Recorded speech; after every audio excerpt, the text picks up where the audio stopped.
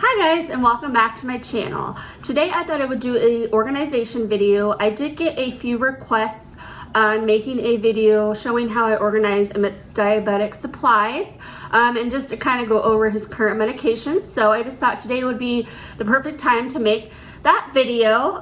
So yeah, let's go ahead and get started. So the first thing I was going to show you, this is a container we actually bought last year. It's just one of those 3-drawer containers. I believe we bought it from Walmart. We actually use this in our living room. It just sits on the kids' toy shelf where we store all their toys. So yeah, this is just to hold Emmett's extra diabetic supplies. I like to have it in the living room just in case I need to refill anything, and it's just nice to have everything organized, so if we run out of something, I know exactly where it is, especially for my husband, because otherwise I feel like he would forget where things are stored. So I like to just have it in this containers here.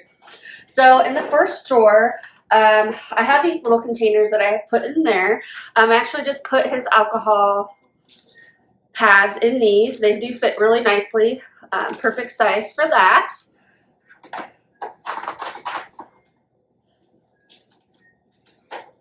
In this long one, I store his extra insulin needles. We haven't used these in a while. These are actually used to fill his insulin pump. We actually are currently not using the insulin pump, so I still have these needles in here just in case we were to decide to go back to that.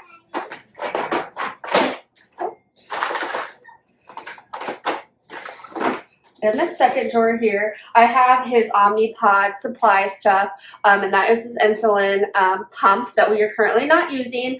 I like to have it in here because, like I said, in case we decide to use it in the future, I will know where it is. So here is his Omnipod, and this is what will tell us how much insulin he needs, and it will administer it on here. It's kind of like a mini cell phone, but like I said, we are currently not using this, but I still want it to be stored in here. I have some of his Dexcom stuff, so here I have one of his sensors in there. I do need to order some more of those. We are running low. I do have his pods for his insulin pump. They look like this. I do keep those because, like I said, if we decide to go back to his pump, I will have those and I won't have to order any. So we are thinking about switching him back to the pump. Actually, he is going to be starting preschool in a couple weeks, so that is pretty exciting. We're going to try out the shots first just to see how that goes. And then if it doesn't go very well, we are going to try to do the pump again, because I feel like it might be a little bit easier for the teachers to have the pump, but want to see how it goes with the shots, because like I said in the past, he has done better with the insulin shots. So I am really hoping that the shots work out. I have an extra needle storage case in here. This is where we dispose of them. Actually, I have a couple of those in there. I do keep his Aquaphor in there. This is really good for after we take off his Dexcom. He does tend to get a little bit of a rash, and he does have a little bit of an eczema, so I like to keep a lot of this on hand for that. I know I have seen that people use Flonase actually on the spot before they do administer the Dexcom. I have yet to try that, and I probably really need to try it because I heard that it actually works really well, so I'm going to buy that and hopefully it will. And then down here I just have extra supplies too. This is for the one touch meter, excuse me. It's his Lancets. This is what is used to poke his finger. We have to change this out every so often for a clean needle for his finger pokes. And then I have here his Dexcom G6 sensor. It looks like this. It's prepackaged, has all the information on the back, so I know what to put in his Dexcom. So yeah, I've done videos on this on how I administer that. So if you guys are interested in watching that, you can go back in my videos and see that. I don't know if I shared this yet. I may have, but these are his Dexcom stickers. These are what we put on after his Dexcom sensor is administered. We actually got sent these for free from a company to try out. Emmett really loves them, so I'm sure we will order more in the future. Definitely nice. Keeps on the Dexcom a lot better. We do have issues with it staying on for longer periods of time when it doesn't have the sticker on it. So yeah, if you haven't used those, I highly recommend the stickers. And then this is just another extra Dexcom that we have that I like to keep in the drawers here.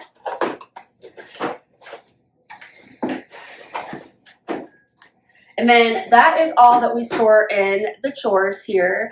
Like I said, he's not on his pump, so I don't have all the supplies that he would generally have if he was on his pump, but this is what we currently have stored away for extra supplies. And then on top of that, in the living room on the shelf, I have this little 3-round, it's probably a pencil holder, I'm not sure. I got this from the store and I thought this was really convenient to use to hold his stuff and easy to grab. So yeah, if anybody is interested, I believe this is from Walmart. Like I said, not very much, maybe like $5. It has worked really well for us, keeping things organized. But in the first two here, I have his insulin needles, as you can see. Super easy to grab. I'm able to just grab it quickly. Over here, I have his Novolog pen. And this is his fast-acting insulin. I've shown in previous videos giving him his fast-acting insulin injections. And then this is just an extra pen for fast-acting. I like to use this one better because I can just take out the insulin cartridges here and refill them. And then here I have, his long-acting insulin, which is his Tresiba. I've showed this in a previous video as well. And this is his once daily insulin shot in the morning around 9:30. They did change it from 4 units to 5 units because of his higher levels during the day. They thought that the 5 units would help regulate his blood sugar levels, and it has done pretty good so far. We haven't had too many high levels or too many lows, so that is great. Another thing that we store in here is his ketone test strips. We use these if he was to have a high level. Usually if it's above 250, around like 275 to 300, we always want to test for ketones to make sure he doesn't have that. Because it can cause vomiting, stomach ache, stuff like that. He's only had large to moderate ketones a few times. Usually when he's sick, that happens. Not very often will that show up. On here, I don't know if you guys have ever seen these before.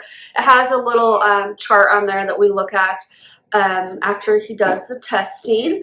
Usually I just dip it in his potty and just to see what his level is. It's negative, and then there's trace, small, moderate, and then large here. And like I said, he's only been the large a few times when he's been sick. One time was when he was hospitalized. He had some virus and he couldn't fight it off. We had to be in the hospital because he had ketones, which caused him to be super dehydrated. You would actually have ketones if you are not eating enough, which honestly I was completely unaware of at first, because I only knew that ketones were from a high sugar level. So that was interesting. But yes, you can definitely get ketones from dehydration and not eating enough. So yeah. And then I have this is his glucagon pen. I almost forgot what it's called. I've never had to use this. This is in case of an emergency. This was for if he was to have a seizure from a low level. I would have to give him instant injection. Let me see here. It just looks like this. It's a pre-filled pen pen here. What I would do is I would shoot it into this cartridge here, shake it around, and then take out, looks like 30 units, and then I would have to give him the injection in the leg. That would only be for, like I said, a seizure from having a low blood sugar level. Thankfully, we've never had to use this. When I first heard about that possibly maybe happening, it really gave me high anxiety and seemed really scary, but thankfully we have never had to use this, and hopefully in the future we don't have to use it either. That's all I have to show for what we have out for his medications. Now, the extra Novolog we have to store in the fridge because it has to be cold until you actually use the cartridge. And then also his Tresiba we store in the fridge. This one comes in pens, so that's nice for the Tresiba. And this is what we use for when we leave the house or go anywhere for longer periods of time. We bring this little pack with us. My husband actually purchased this off of Amazon a while back. We absolutely love it. It's a harder case, so it protects all of his stuff pretty well. And it's not easy to lose, so that's always a plus. It's easy to slip in his backpack when we leave and go places. And yeah, it would keep it cold as well if we needed to, if it was new insulin, so that's always nice too. So yeah, it looks like this. I have showed this in previous videos, but I'll go ahead and show it again in this one. So this is his one-touch meter. That is where we store this. Looks like this.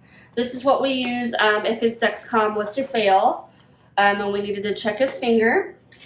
These are test strips. Whoopsies. And then this is his finger poker, as we call it. This is what where the lancets would be refilled, is right there. And then I have another insulin pen here, which is this Novolog. This is his fast-acting insulin. We always have this stored in here because we also have that other one in the other container.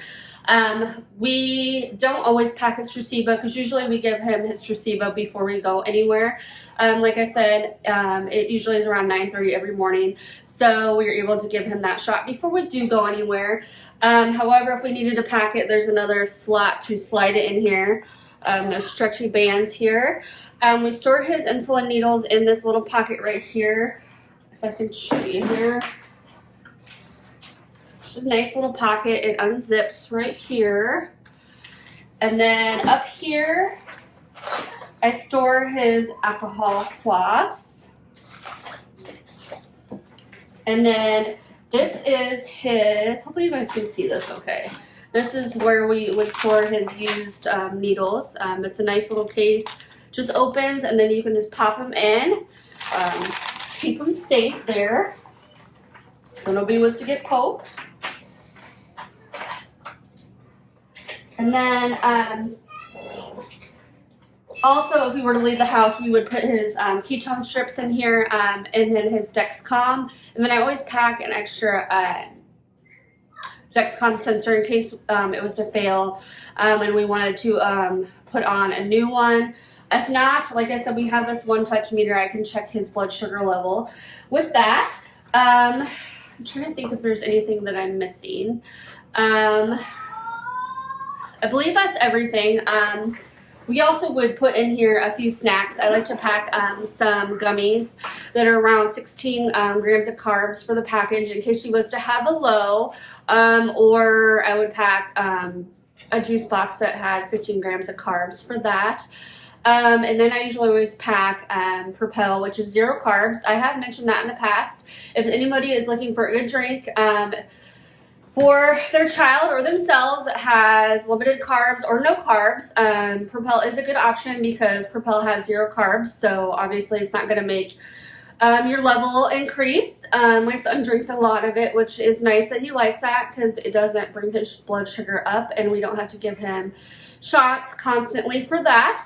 But that is all I have to show you today. If there are any future videos that you guys would like to see, please comment down below.